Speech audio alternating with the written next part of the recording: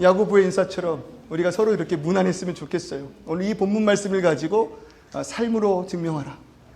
여러분 너무나도 귀한 제목인 것 같아요. 은혜 있으시기를 소망합니다. 지난주 부활주일이었습니다. 설교 내용 기억하시죠? 아멘의 능력이 되는 부활. 여러분 부활의 능력이 뭐라고요? 십자가를 보면 무너졌잖아요. 십자가를 통하여 구속의 모든 역사가 이루어졌지만 정작 십자가를 본 제자들은 도망쳤잖아요. 무너졌잖아요. 숨었잖아요. 그것으로 인하여 그 심령에 아픔이 있었잖아요. 그래서 배신하였고 각자 자신의 그 처소로 원래 있던 모습으로 자리로 돌아간 자들 아니었습니까?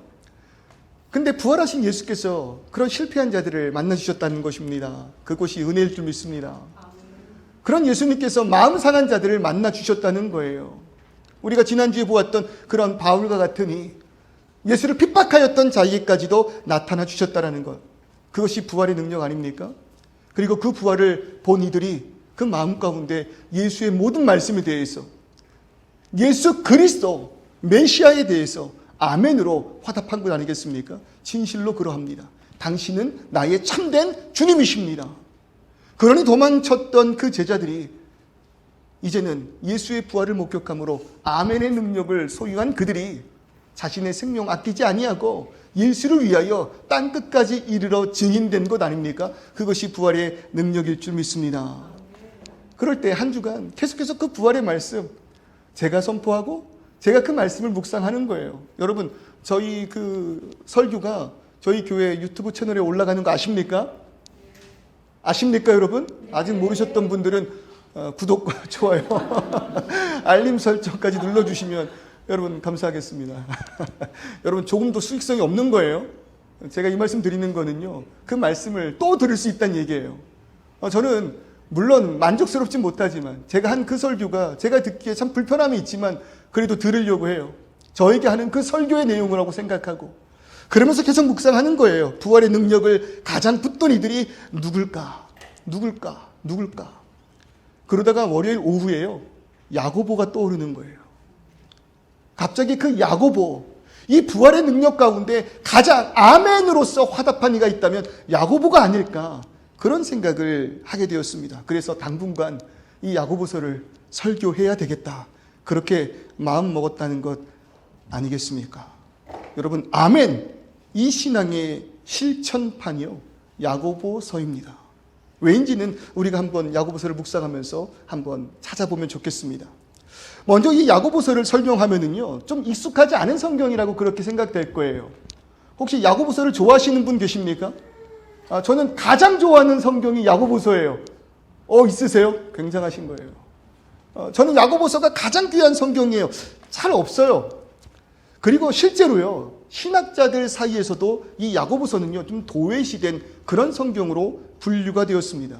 심지어는요 여러분 16세기에 종교개혁이 일어납니다. 그리고 그 종교개혁을 통해서 지금 우리 개신교가 탄생한 것 아니겠습니까? 탄생했다기보다는 부패한 로마 카톨릭에 대항하여 다시금 올바른 교회의 길로 회복된 역사가 여러분 종교개혁 아니겠습니까? 그럴 때 그 종교개혁을 선봉해서 이끌었던 가장 유명한 자가 누구예요? 여러분 누구예요? 네, 칼빈 나와야죠. 우리 장로교회 신학의 가장 중심되는. 그러나 조금 더 직접적으로 그 종교개혁을 이끌었던 유명한 인물이 있어요. 바로 마틴 루터라는 사람입니다. 여러분 아시겠죠? 아시겠죠? 네, 마틴 루터라는 사람이에요. 그 마틴 루터가 종교개혁을 이끄는 데 있어서 가장 큰 원동력이 무엇이었냐면 이신층이의 신앙이었습니다. 이신층이가 무엇이냐? 믿음으로 의롭다 칭함을 받는다. 여러분 루터가 보기에 부패한 그 로마 카톨릭의 그 모습은요 너무나도 비성경적인 모습이었어요. 행위적이었어요. 자신의 공로를 통하여 하나님께 나아가기 위해 발버둥 치는 모습이었어요. 그거 아니다. 오직 성경으로 우리가 돌아가자. 그 가운데 진정한 구원은 오직 믿음으로 의롭다함을 받는 그 은혜 안에 있음을 선포한 것이 마틴 루터의 종교개혁이었습니다. 그가 붙들었던 말씀 무엇이었습니까? 로마서 1장 17절의 그 말씀, 복음에는 하나님의 의가 나타나서 믿음으로 믿음에 이르게 하나니 기록된 바 오직 의는 믿음으로 말미암아 살리라 함과 같으니라. 그런 마틴 루터에게 있어서요 조금 행위적인 것 같고 행위 중심적인 이야기를 담고 있는 것 같은 이 야고보서는요, 도회시키기 충분한 성경이었다는 거예요. 그래서 굉장히 모욕적인 이야기를 합니다. 야고보서는 지푸라기만도 못하다. 야고보서는 지푸라기 같은 서신이야. 이 야고보서를 그렇게 박하게 평가하였다는 거예요. 근데 실제로 루터가 보기에는 너무나도 행위적인 삶을 중심적으로 말하고 있으니 그가 보았던 그 로마 가톨릭의 부패한 그 모습과 오버랩되면서 오해할 수 있었다는 거죠. 실제로요, 그 야고보서의 말씀을 보면은요, 1장 22절, 너희는 말씀을 행하는 자가 되고 듣기만 하여 자신을 속이는 자가 되지 말라. 25절, 사람은 그 행하는 일에 복을 받으리라. 또 2장 14절, 행함이 없으면 무슨 유익이 있으리요? 그 믿음이 능히 자기를 구원하겠느냐? 또 2장 18절, 행함으로 내 믿음을 너에게 보이리라. 그리고 가장 유명한 말씀이죠. 2장 26절, 행함이 없는 믿음은 어떤 믿음이라고요? 죽은 믿음이라. 여러분, 그러니 오직 의는 나의 행위 아니요 믿음으로 말미암아 살리라 고백하였던 루터 보기에는요, 어땠을까요? 지푸라기 서신인 거예요. 쓸모없는 성경인 거예요. 정경에서 빼버려야 할 그런 성경으로 루터는 느꼈다라는 거죠. 더 나아가서 이런 마틴 루터의 역량 때문에 오직 성경으로 회복할 수 있었던 종교개혁을 통해 탄생한 이 시대의 교회도요, 이런 바울 서신의 이신칭의 사상을 근간으로 신학이 발전하면서 이 야고보서에 별다른 주목을 하지 않았다는 거예요. 실제로 신학생들이 신학교에 가면은요, 가장 신학의 기초가 될 수 있다고 말하며 또 신학의 전부고 가장 깊은 조직 신학을 공부합니다. 하나님이 어떤 분인지, 예수님이 어떤 분인지, 성령님이 어떤 분이시고, 교회는 무엇이고, 인간은 어떤 존재며, 종말이란 무엇인가. 이 모든 것을 조직 신학 안에 두고 깊은 공부를 하거든요. 그런데 제가 재밌는 통계 하나를 봤어요. 그런 조직 신앙의 모든 교재와 강의 가운데 성경 구절을 인용하여 강의할 것 아니에요? 그때 이 야고보서를 인용하고 있는 그러한 교재가 없다는 거예요. 제가 그런 통계를 본 적이 있는 것 같아요. 그만큼 여전히 이 시대에도 이런 야고보서는 조금 그 바울의 교리적이고 깊은 신학의 정수가 담겨있는 바울 서신과 비교하여서 조금은 도외시된 그런 성경이다라는 거죠. 자, 그렇다면 이런 가치를 평가받고 있는 야고보서가 정말로 가치 없는 책일까? 지푸라기 서신일까? 믿음에 반하는 그냥 성경일까? 이신칭에 반하는 그런 내용을 담고 있는 성경일까? 저는 그렇게 생각하지 않는다는 거예요. 그럴 때 여러분, 이 야고보서의 저자를 우리가 한번 살펴보길 바랍니다. 그는 왜 이러한 말씀을 기록하였는지 말이에요. 신약성경을 보면 3명의 야고보가 등장합니다. 여러분 바로 머릿속에 떠오르셔야 됩니다. 3명의 야고보. 물론 더 있어요. 그러나 굵직한 3명의 야고보가 여러분 바로 떠올릴 수 있었으면 좋겠지만, 여러분 우리가 아직 만난 지 얼마 안 됐고 아직 교회에서 정식으로 성경 공부가 이루어지기 전이라고 생각을 하고요. 우리들의 연약함과 부족함, 여러분 앞으로의 그 공부를 통해서 우리 채워갔으면 좋겠습니다. 아멘. 광고 보셨으면 알겠지만 이제 성경 공부 시작이 됩니다. 여러분 꼭 신청해 주세요. 그래서 다음부터는 1년이 지나고 2년 지나고 한 3년쯤 지났을 때에는 목회자가 어떤 설교를 하면서 누가 질문을 하더라도 여러분 우리의 수준이 좀 나타났으면 좋겠습니다. 아멘. 네, 아멘 하셨습니다. 꼭 신청하세요. 첫 번째는 알페오의 아들 야고보입니다. 여러분 바로 알겠죠? 예수의 제자 중에 하나였잖아요. 근데 이 알페오의 아들 이 야고보는요, 예수의 제자였다라는 기록은 있는데 성경에 그렇게 자세하게 기록되어 있지 않아요. 굉장히 그 정보가 미약해요. 두 번째는 세베대의 아들 야고보가 있는데 우리에게는 조금 그 성격이 욱했는지 아니면 급했는지 예수께서 그 세베대의 아들 야고보에게 우레의 아들이라는 별명을 지어준 것으로도 유명한 그러한 야고보인데, 그런 야고보는요 정말로 예수의 그 복음을 전하기 위하여 최선을 다했고 또 노력했고 성경이 복음서가 그를 증명하고 있는데, 이 야고보도요 사도행전을 보면은요 복음을 전하다 너무 일찍 순교당합니다. 그러니까 알페오의 아들 야고보, 세베대의 아들 야고보는요 조금 더 그 후기까지 존재하지 않은 인물이라는 거예요. 그럴 때 조금 굵직한 야고보 한 명 더 있습니다. 왜 제가 이런 굵직함이라는 단어를 쓰냐면 적어도 1장 1절을 통해서 흩어져 있는 12지파, 여기서 말하는 12지파는 흩어져 있는 성도들 그리고 교회를 뜻하는데 흩어져 있는 교회들에게 이러한 서신을 보낼 만한 권위가 있는 자야 될 거잖아요. 그러니까 성경에서 이야기하고 있는 어느 정도 네임 밸류가 있는 야고보를 지금 보고 있는 거예요. 그런데 알페오의 아들 야고보, 세베대의 아들 야고보는 조금 더 성경에서 그 정보를 많이 갖고 있지 아니하고 일찍 성경에서 사라진 그런 야고보들이기 때문에 그래서 많은 사람들은 세 번째 야고보, 예수의 형제 야고보가 이 야고보서를 쓰지 않았는가라는 생각을 한다는 것이죠. 정리되셨나요? 자, 야고보서의 저자가 누구라고요? 예수의 형제 야고보라고 보고 있다는 것입니다. 그런데 최근에 성경학자들에 의해서 이 야고보에 대한 저자의 논쟁이 좀 있었어요. 왜냐하면 조금 더 성경신학적으로 야고보서가 해석될 때에 이 야고보서를 쓴 자의 그 정체가 조금 논란이 있다는 거죠. 왜냐하면 첫 번째로는요, 이 야고보서가요, 팔레스타인 그 사용어가 아니라요, 조금 더 세련된 그런 헬라어를 통해서 기록이 되었다는 거예요. 그러니 이 야고보는 굉장히 고등 학문을 연구한 그런 자가 아닐까라고 했을 때 예수의 형제라면 목수 아닐까? 그러니까 이런 헬라어를 구사할 수 있었을까라는 의문을 제기했다는 거죠. 그리고 두 번째로는요, 예수의 형제라면 우리가 기대하는 바가 뭐예요? 조금 더 예수에 대하여 직접적인 언급과 좀 소개가 있기를 원하는데 야고보서를 보면 이 예수에 대한 언급이 극히 드뭅니다. 이 예수라는 그 이름 명칭 자체가 2번 정도밖에 사용이 안 돼요. 굉장히 적게 그 예수에 대한 이야기를 하고 있다는 거죠.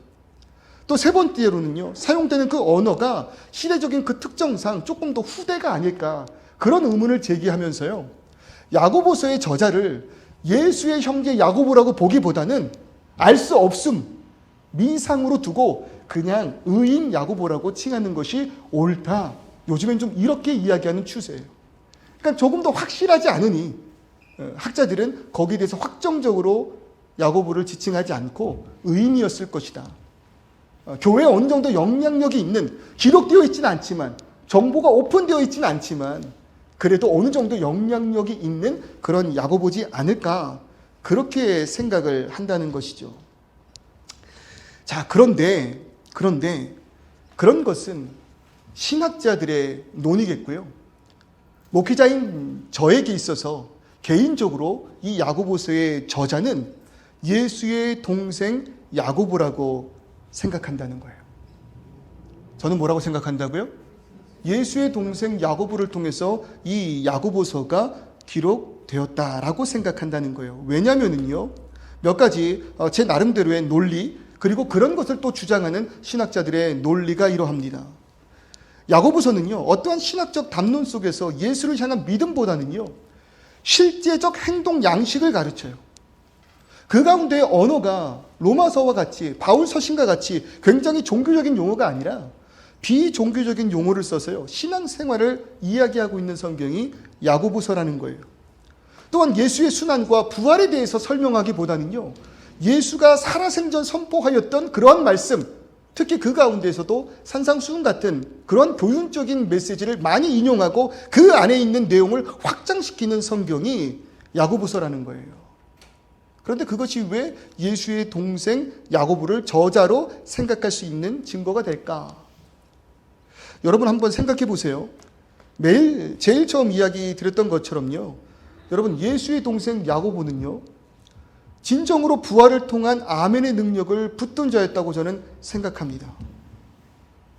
무슨 말이냐면은 이전과는 전혀 다른 모습으로 야고보가 변화되었다는 거예요. 베드로가 그랬던 것처럼, 바울이 그랬던 것처럼 예수의 동생 야고보 또한 이전과는 완전히 다른 모습으로, 다른 신앙으로, 다른 삶으로 부활을 통해서 변화되었다는 거예요. 이전에 동생 야고보 어떤 자였는데요? 여러분, 예수의 동생 야고보는요, 성경을 보면은요, 예수를 믿지 않았던 자라고 그렇게 이야기합니다. 요한복음 7장 5절의 말씀 보면 이렇게 기록되어 있어요. 이는 그 형제들까지도 예수를 믿지 아니함이로라. 예수의 형제들이 예수를 믿지 않았대요. 아니, 안 믿으면 다행이고 더 나아가서 뭐라고 했냐면요, 마가복음 3장 21절의 말씀 보면 예수의 친족들이 듣고 그를 붙들러 나오니 뭐 했대요? 이는 그가 미쳤다 함이로라. 안 믿은 정도가 아니고요, 예수를 미쳤다고 한 자 중에 하나가 예수의 형제, 예수의 동생 야고보였다라는 거죠. 근데 여러분, 이것 좀 당연하죠? 좀 당연하죠? 가족끼리는요, 아무리 뛰어나도 잘 인정 안 해줘요. 특히 형제, 자매끼리는요, 서로 잘 인정 안 해요. 작년에 저희 형님 오셔서 매주 노래로 예배를 섬겨주셨어요. 들으신 분 계시죠? 또 콘서트가 있었어요. 한 100여 명 주민들이 모여서 콘서트를 보면서 막 그걸 녹음하더라고요, 노래를. 저는 의아한 거예요. 저걸 왜 녹음을 하지? 저거를 녹음할 바에 유튜브로 들어가서 차라리 정말 파바로티나 도밍고 같은 그런 거장들의 노래를 듣지 왜 저걸 지금 녹음하고 계시지? 의아한 거예요. 의아한 거예요. 여러분들끼리도 서로 그렇지 않으세요? 쉽게 가족을 인정 잘 안 해요. 왜 그렇습니까? 밖에 나올 때나 화려하고 연예인 같은 모습이지, 여러분 집에서 아침에 일어나서 엄마 보세요, 아빠 보세요, 딸들 보세요. 꼬라지가 말이 아니잖아요. 나갈 때 자기 홈을 싹 벗어놓고 완전히 탈바꿈한 그 딸들의 모습 보시면은요, 웃겨요. 정말 웃겨요. 제 딸들도 그래요. 방을 좀 치우지. 방을 좀 치우지. 깔끔한 그 몸으로 나가는 몸이 얼마나 그게 웃겨요. 우리는 그렇잖아요. 가족끼리는 여러분 그런 인정이 잘 안 돼요. 집 안에서 실수투성이었고 그런 민낯의 모습을 다 보고 있기 때문에. 그런 야고보가 형을 봅니다. 그런데 이 형은요, 분명히 조금 다르긴 했어요. 또래들과 조금 다른 모습이 있었어요. 왜 저럴까? 왜 저럴까? 어린 야고보가 이해할 수는 없었지만 조금 그 모습이 달랐을 거라는 거예요. 생각과 말투와 말과 행동이. 엄마 마리아는 무언가 좀 아는 눈빛이 있었는데 어린 야고보가 그것을 깨닫기는 좀 어려웠겠죠. 그런 형이 조금 자라고 30이 되었을 때 갑자기 집을 나갑니다. 그리고 나서부터는 이상한 이야기를 하면서 사람들을 모으기 시작하는 거예요. 많은 사람들이 그 형 예수를 따라다니기 시작하는 거예요. 야고보가 좀 놀랍니다. 그러나 적당히 하다 말겠지. 그만두겠지. 언젠가는 정신 차리겠지. 물론 좀 비범한 모습이 있었지만, 다른 그런 모습이 있었지만 저러다 말겠지. 그런 생각하지 않았을까요? 그냥 신기할 뿐이에요. 저 사람들은 왜 우리 형을 쫓아다닐까? 참 신기했을 뿐이에요. 그런데 어느 날 갑자기 사람들이 예수를 붙잡습니다. 그 예수를 고문합니다. 심판합니다. 그리고 십자가에 매달기 시작합니다. 이 야고보 얼마나 깜짝 놀랐을까요? 얼마나 두려웠을까요? 반역의 죄로 그 십자가에 못 박혔으니 여러분 그 가족되는 야고보의 마음 가운데 얼마나 불안함이 있었을까요? 그러니 도망치지 않았을까요? 엄마의 손을 붙들고 빨리 도망가야 돼요. 제자들과 함께 빨리 도망가야 돼요. 그런 서두름이 있지 않았을까요? 숨지 않았을까요? 그런데 그런 야고보에게 예수님 무엇이었다는 거예요? 나타나셨다는 거예요. 우리가 지난주에 보았던 고린도전서 15장 그 7절의 그 말씀 뭐라고 이야기합니까? 그 후에 야고보에게 보이셨으며, 그런 동생 야고보에게 예수께서 그의 몸을 보이셨다는 거예요. 야고보 바라봅니다. 분명 자신의 형입니다. 그러나 좀 다릅니다. 부활의 그 영광의 몸을 입으신 예수가 종전과는 조금 다른 모습이었어요. 그러나 분명 형이라는 것을 야고보는 알 수 있었습니다. 두려웠겠죠. 그 가운데에서도 한 가지 깨달은 것이 있었을 것입니다. 형 정말 달랐지. 형은 이전부터 나와는 좀 달랐지. 그리고 늘 한결같았지. 같은 생각을 했고 같은 말을 했으며 그의 행동은 언제나 일치하였지. 그는 진정으로 하나님의 영광과 그의 뜻과 나라를 위한 삶이었지. 지금까지 내가 이해하지 못하는 그런 행동이었다고 생각했는데 부활한 예수, 그 형님을 만나보니 그 다름이 믿음으로 변화되었다는 거예요. 여러분, 예수는 정말 달랐습니다. 예수 그리스도의 어린 시절의 그 모습은 분명 달랐음을 성경에 기록하고 있어요. 누가복음 2장 41절부터 52절의 그 말씀 보세요. 여러분 어떤 사건인지 아시죠? 예수께서 12살 때 일어난 사건입니다. 그의 부모가 해마다 6월절이 되며 예루살렘으로 가더니 예수께서 12살 되었을 때에 그들이 이 절기의 관례를 따라 올라갔다가 그날을 마치고 돌아갈 때에 아이 예수는 예루살렘에 머무셨더라. 그 부모는 이를 알지 못하고 동행 중에 있는 줄로 생각하고 하룻길을 간 후 친족과 아는 자 중에 찾되 만나지 못하며 찾으면서 예루살렘에 돌아갔더니 사흘 후에, 여러분 시간이 흘렀잖아요. 얼마나 가족이 난리가 났겠어요. 가던 길을 다시 돌아가야 되니 그의 동생 야고보는 얼마나 불만이 많았겠어요. 걱정하는 엄마 모습을 보니 형에게 얼마나 분노했겠어요. 사흘 후에 성전에서 형을 만납니다. 그런데 그가 선생들 중에 앉으사 그들에게 듣기도 하고 묻기도 하시니 듣는 자가 다 그 지혜와 대답을 놀랍게 여기더라. 여러분 이게 성경이 기록하고 있는 예수의 어린 시절의 모습입니다.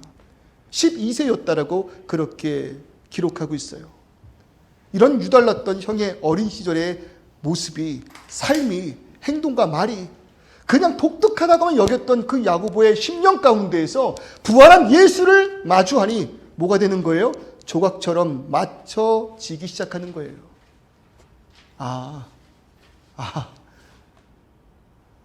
그런 자였구나. 너털 웃음을 지었을지도 모르겠어요. 그런 자였구나. 그런 존재였구나. 그래서 그랬구나. 그래서 그 어렸을 때부터 언제나 그런 말과 행동을 한 것이었구나. 아멘.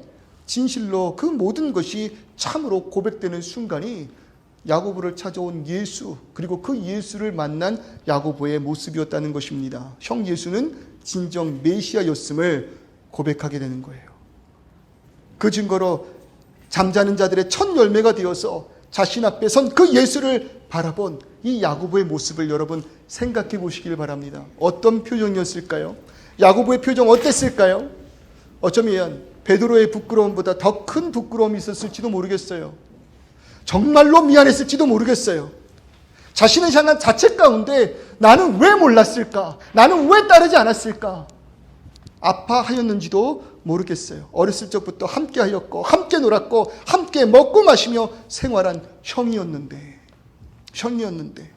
그러면서 언제나 자신을 아껴주었고 손해보았고 성실했으며 남들과는 달랐던 그런 형이었는데, 그런 예수였는데, 그리고 그의 말을 가장 가까이에서 듣고 또 보았던 나였는데, 여러분 야고보의 심령이 어땠을까요? 여러분 인격적으로 예수를 만난다. 우리의 삶 가운데 하나님 함께 하심을, 나의 모든 삶 가운데 예수가 함께 하심을 여러분 깨닫는 그 순간이 인격적으로 예수를 만난다, 인격적으로 하나님을 만난다라는 순간일 줄 믿습니다. 나의 모든 그 역사 가운데 내가 실패했던 순간, 내가 교만했던 순간, 내가 무너졌던 순간, 그러나 내가 오늘 이 시간 예배하며 나의 모든 그 순간에 예수와 함께 하였구나, 하나님과 동행하였구나, 성령이 나를 붙들어 주셨구나를 깨닫는 그 순간이 여러분 인격적으로 예수를 만나는, 하나님을 만나는 순간이라고 이야기를 하는 거예요.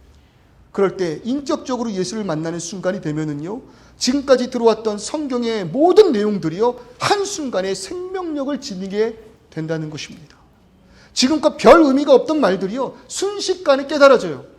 그런 경험 해보신 성도님들 계시지 않습니까? 야, 이게 이 말이었어? 이게 이 말씀이었어? 이게 이런 뜻이었어?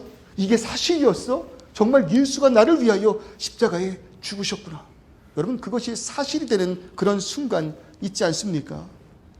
여러분 이것이 언젠가 인격적으로 예수를 만날 때 일어나는 놀라운 역사이자 우리 아이들이 만나게 될 순간일 줄 믿습니다. 여러분 그러니 우리가 할 일은 뭐냐면요, 계속 전하는 거예요.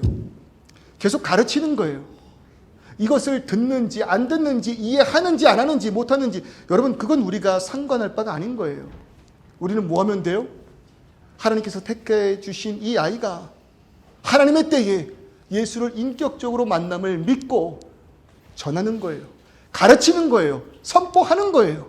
그것으로 우리의 몫은 다 할 줄 믿습니다. 그렇게 될 때 어느 날 성령 하나님께서 예수를 깨달아 알게 해주시는 그 순간, 야, 이거였구나.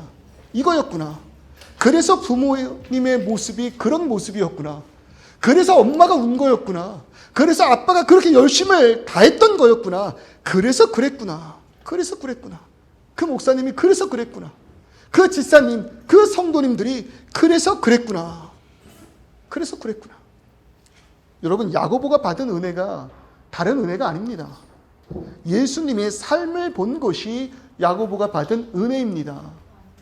여러분, 야고보가 받은 특혜는 다른 것이 아닙니다. 예수의 삶을 30년 동안 바라보았던 것이 여러분, 야고보의 신앙의 특권입니다.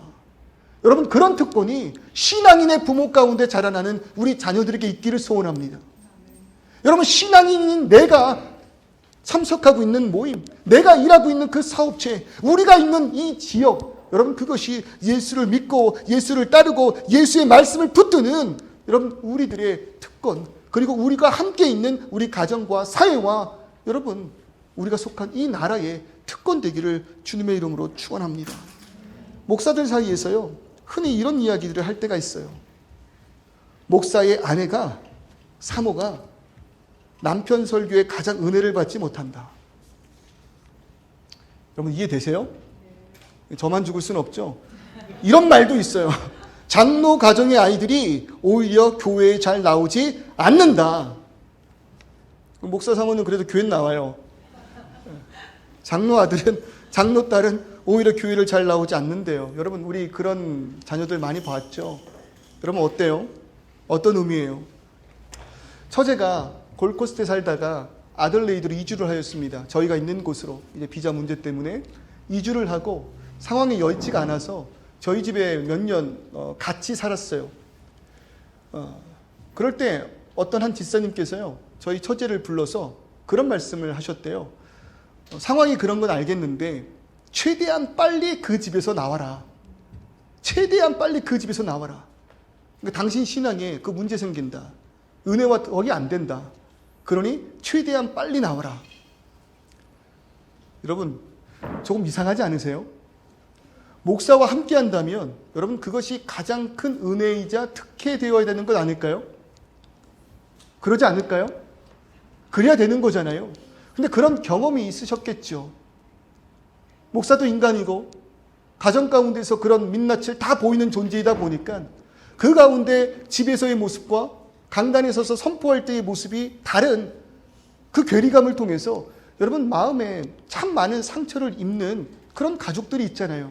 PK들이 그렇잖아요. 저라고 없겠습니까? 그런데 그게 당연한 것이 아니라 이상한 것 아닐까요? 목사와 함께 하였다면 오히려 그 신앙이 성장되는 기회, 섬김을 받는 그러한 순간, 아, 정말 이게 가정이구나, 정말 이게 한 가족이구나, 여러분, 그거를 깨닫는 그런 순간 되어야 하지 않을까요? 그 얘기를 듣고요, 아, 더 오버하자, 내가 보여줘야겠다. 그러니까 성도님들에게 정말로 이 처제의 가족이 잘 살고 있음을 보여줘야겠다. 나중에 한번 놀러 오면 물어보세요. 어땠냐고 한번 물어보세요. 자신 있습니다. 자신 있습니다. 일주일에 한 번씩 처제 부부를 앉혀놓고 성경 공부를 2시간씩 했어요. 인상 쓰지 마세요. 좋아서 한 거예요. 밥 안 주고 그런 게 아니라 그들이 좋아서 했어요. 그 시간을 기다려줬어요. 숙제도 꽤 많았는데 그 숙제를 하고 자신들의 삶을 10분씩 저에게 나눠주고 그 모든 모습을 다 알면서도 목회의 권위를 인정해주면서 상담을 하고, 그런 순간들이 저에게도 얼마나 기뻤는지 몰라요. 얼마나 기뻤는지 몰라요. 함께 해왔던 그 가족이 누구보다도 교회가 설립될 때 울면서 축하해주고, 언니, 그 오빠의 그 눈물이 결실됨을 얼마나 기뻐하였는지 몰라요. 여러분, 그것이 신앙인과 함께하는 자들의 여러분 혜택이어야 하지 않겠냐라는 거예요. 부모님이 장로, 권사님이라면 자녀들이 큰 이득 받아야 하는 것입니다. 동업자가 기독교인이라면, 성도라 불리우는 내가 있는 곳이라면 여러분, 나를 통해서 주변 사람들이 이득을 보는 은혜를 누려야 한다는 것입니다.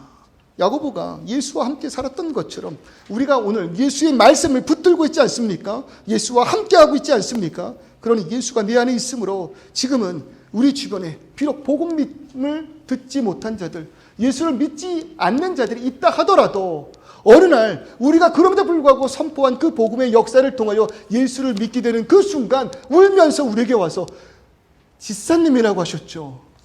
그래서 그때 저한테 그렇게 하신 거예요. 그래서 이렇게 사신 거예요. 그래서 이렇게 우리를 사랑하고 품어주신 거예요. 예수 때문에.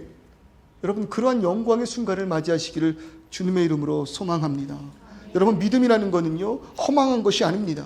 우리를 움직이게 하고 실천하게 하는 능력이라고 야고보는 말하고 있는 것입니다. 그러니 예수를 믿는 사람이 가정을 살릴 수 있는 것이고요, 예수를 믿는 자로 인해서 세상이 변화될 수 있다는 것입니다. 여러분, 예수를 만난 야고보 어땠을까요? 베드로처럼 막 울부짖으면서 막 예수의 몸을 붙들지 않았을 것 같아요. 그래도 형제니까.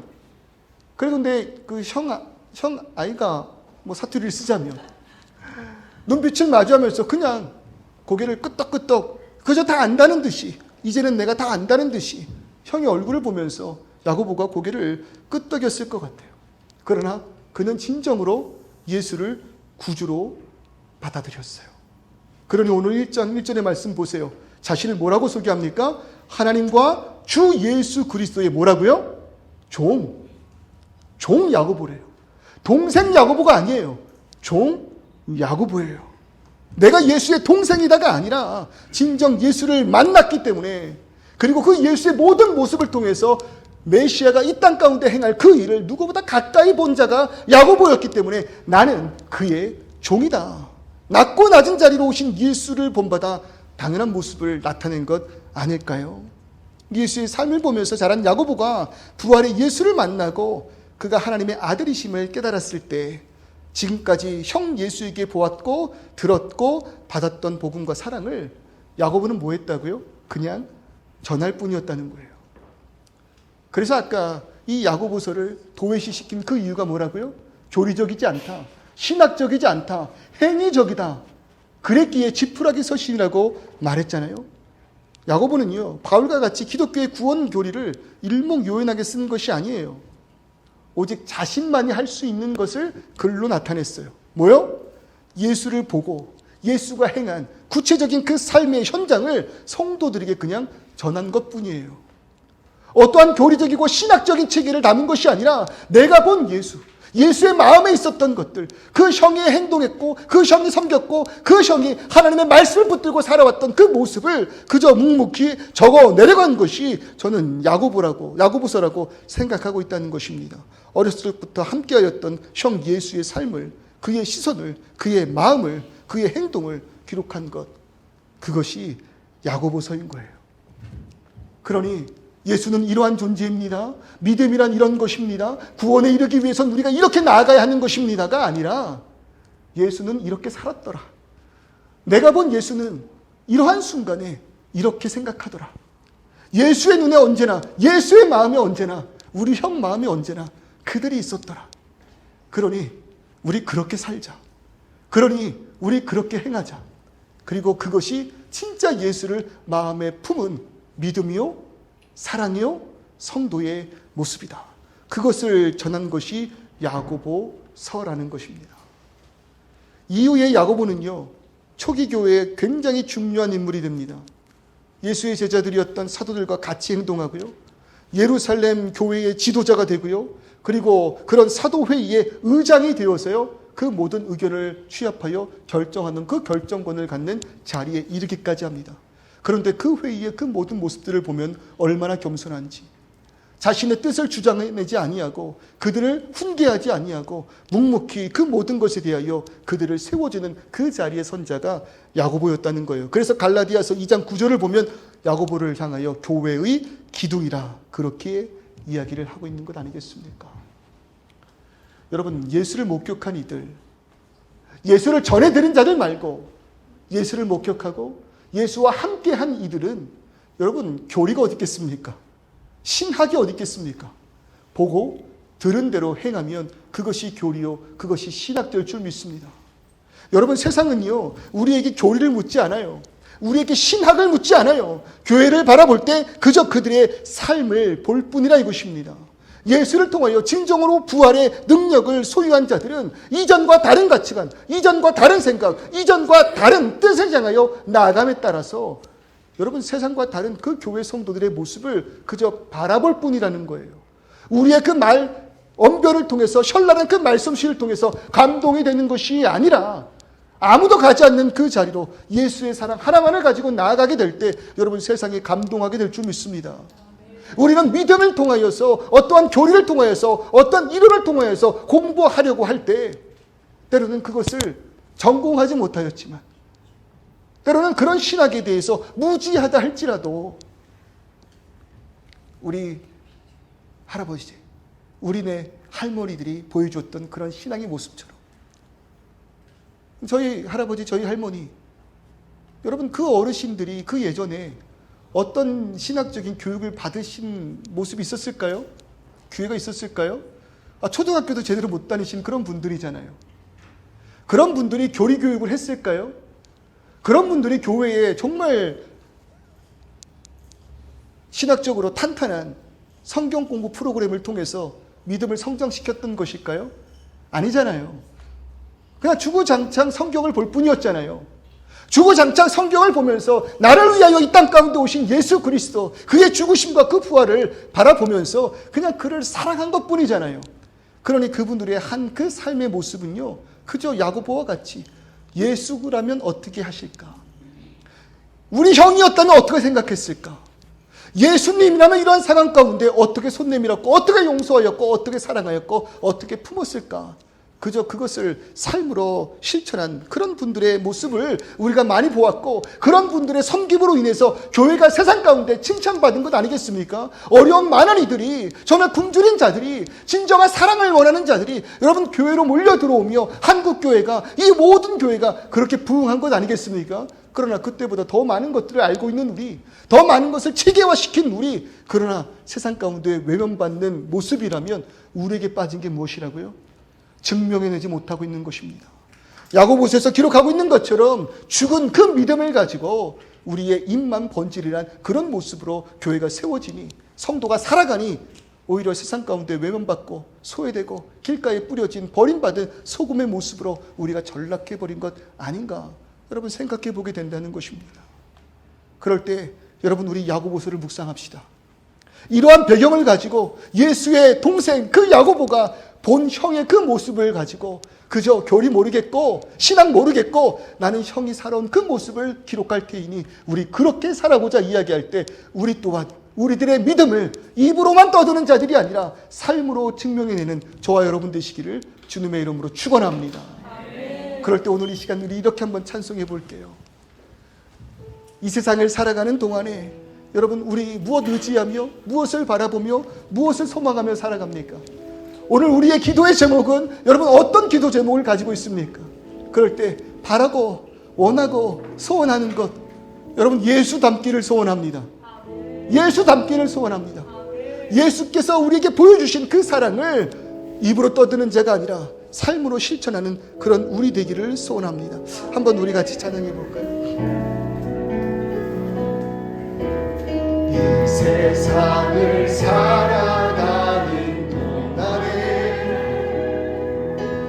나의 힘을 의지할 수 없으니 기도하고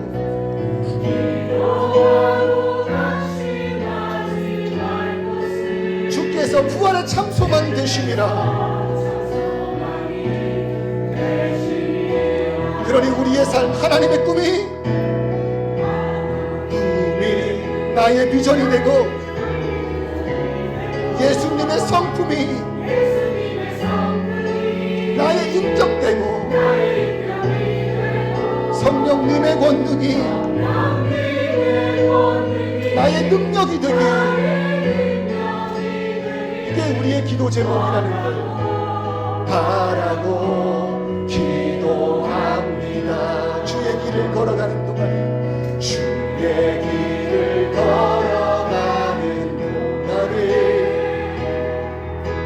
세상의 것 의지할 수 없으니 감사하고 낙심하지 말 것은 주께서 그러니 나의 꿈이 뭐라고요? 하나님의 꿈이 나의 비전 되기를, 예수님의 성품이 나의 인격 되기를, 권능이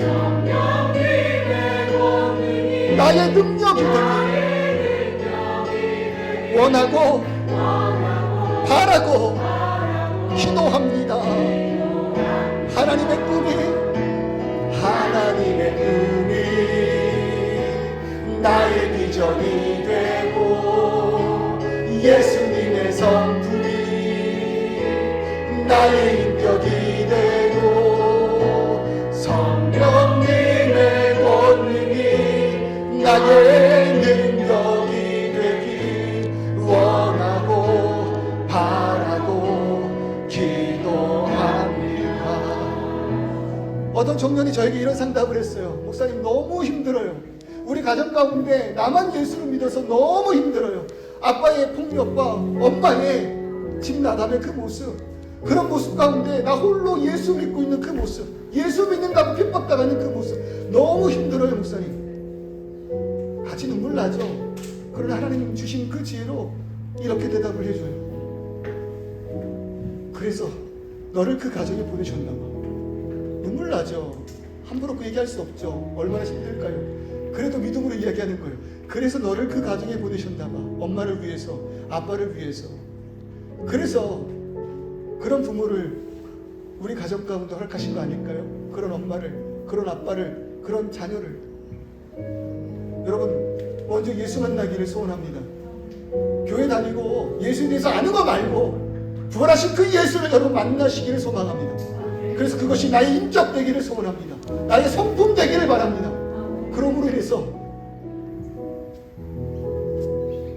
내 남편이, 내 아내가 가장 큰 혜택 받기를 소원합니다. 내 자녀가 가장 큰 은혜 받기를 소원합니다. 그리고 예수를 만난 자들이 모인 우리 교회를 통해서, 우리 교회의 헌신과 희생과 사랑을 통해서 여러분 이 부르짖은 땅에 혜택 받기를 소원합니다. 우리 시간 다 같이 기도할게요. 하나님, 나를 만나주시고 나를 변화시켜 주시고 아버지 하나님, 내가 먼저 예수를 만남으로 인하여 나의 모든 인격과 성품과 삶이 예수를 닮아 나를 통하여 남편이, 나를 통하여 아내가, 나를 통하여 자녀가, 나를 통해 부모님이, 나를 통하여 회사와 공동체가, 우리를 통하여 이 지역이 아버지 하나님 주의 은혜 받게 하여 주시옵소서. 주의 혜택 받게 하여 주시옵소서. 우리 시간 통성으로 기도하며 나아갑니다. 아버지 하나님, 이 시간 우리들의 마음 붙드시옵소서. 아버지 하나님, 이 시간 우리들의 심령 붙들어 주시옵소서. 그래서 나를 보내신 것입니까? 그래서 이 교회를 세우신 것입니까? 그래서 아버지 하나님 나를 예수 믿게 하셨습니까? 그래서 나를 그렇게 사랑하신 것입니까? 그렇다면 아버지 하나님 나의 것 아끼지 않게 하여 주시옵소서. 삶으로 증명해내기를 소원합니다. 내 삶을 통하여 아버지 하나님 보여주게 하여 주시옵소서. 내 삶을 통하여 아버지 하나님 내 아내에게, 내 남편에게, 우리 자녀에게 예수 살아있음을 아버지 하나님 나타내는 아버지 하나님 그런 우리 모두 되게 하여 주시옵소서. 우리 교회 되게 하여 주시옵소서. 우리 성도님들 되게 하여 주시옵소서. 우리 성도님 한 분 한 분을 통하여 가족이 회복되게 하여 주시고, 우리 성도님 한 분 한 분을 통하여 아버지 하나님 회사가 회복되게 하여 주시옵고, 아버지 하나님 이 교회를 통하여 이 지역이, 또 이 지역을 통하여 이 국가를 통하여 이 세대가 아버지 하나님 혜택받고 주 예수를 만나는 놀라운 은혜 되게 하여 주시옵기를 소원합니다. 그러니 우리의 마음 가운데 성령의 변화 있게 하시고, 우리의 마음 가운데 아버지 하나님 믿음을 증명해내고 믿음을 나타낼 수 있는 귀한 아버지 하나님 예수의 사랑 있게 하여 주시옵소서. 우리들의 모든 삶을 붙드신 주님을 향하여 나아가오니 아버지 하나님 인도하여 주시옵소서.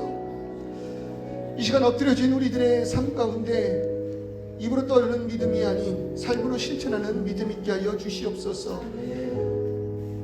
이론과 교리와 신학을 논하는 자들이 아니라 확실한 그 믿음을 가지고 우리의 삶으로 예수의 십자가와 부활을 증거할 수 있는 우리 모두 되게 하여 주시옵소서.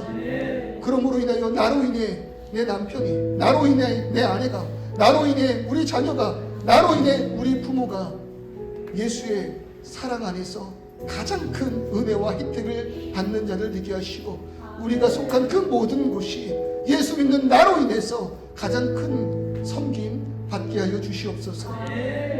그 길이 결코 쉽지 않은 길입니다. 그러나 영광의 길임을 믿고 생명의 길임을 믿고 나아가오니 희생할 수 있게 하시고 손해보게 하시고, 그러한 희생과 손해가 아깝지 아니하게 하여 주시옵소서. 아깝지 아니한 이유, 사랑을 위해 위해서입니다. 사랑하기 때문입니다. 예수를 사랑하기 때문입니다. 그러니 우리들의 심령 붙드사 우리들을 통하여 주님여, 주께서 원하시는 곳, 주께서 다시금 회복시켜야 할 자들, 주께서 사랑하시는 이 지역을 우리 손에 허락하셔서 우리의 시간과 헌신과 사랑과 공기와 섬김을 통해 주님여 회복시켜 주옵소서. 예수님의 이름으로 기도드립니다.